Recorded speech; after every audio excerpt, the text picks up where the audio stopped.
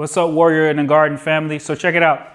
Now we're gonna go over your hands. All right, so we already went over footwork. So you're gonna 1 foot, 1 foot, 1 foot, 1 foot, 1 foot, 1 foot, 1 foot, same thing forward, right? Then we're gonna go on those angles. All right, but next we're gonna go over one of the next most important parts, which is your hands and your head. We're gonna put these together. So your hands are like think about these as your shields to guard all of the things that might try to come against you.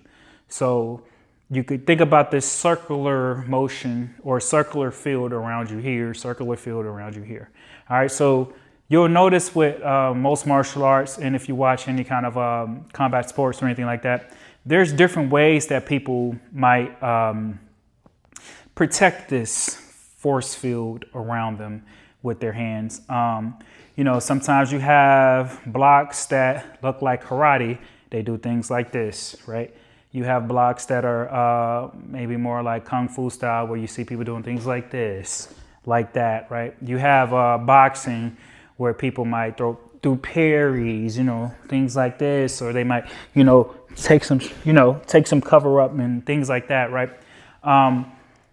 The main important thing, no matter which style of that you're doing, is to know that it's important to make sure that your hands are up, you know, or at the very least, you have your hands in a position where you're comfortable. Some people have their hands this low here because maybe they're more comfortable moving that fast. Some people have their hands here kind of like they're wearing binoculars because they feel more comfortable having it closer. Other styles I've seen, whether it's like traditional Kung Fu and things, they may have their hands like this, where it's a little bit lower down here, but they still do those sorts of things like that. It just depends on you, really. But for what we're going to be teaching you, we're going to be teaching you at the very beginning, we're going to be teaching you hands up like this. Because most of the time, if you have your hands up, you can keep yourself safer, easier, whether you're blocking like this, even if you're blocking like this, you're blocking like this, or you're parrying, anything like that. When your hands is up here, it's a bit easier to keep yourself safe. So hands are going to be here.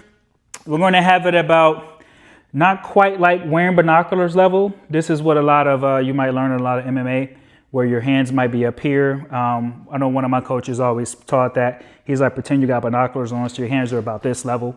And then your head is not going to be in the same spot all the time. So let's say if you were to throw a punch, you can throw a punch and then you want to immediately move your head off of the line. You don't want your head to be in the same line as the punch.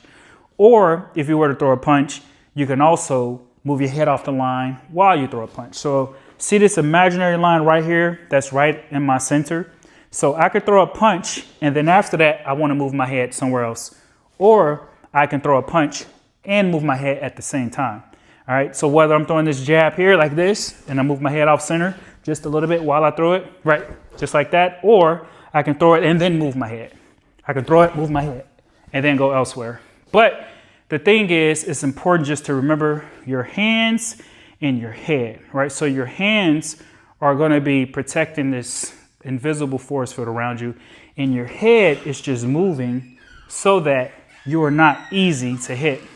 People will tend to swing to the last spot they saw your head. So if you threw a punch like this, right, and then you kept your head right here, it'd be way easier for the person, if they punch him back, to hit right in the spot because they're going to be anticipating your head to be there.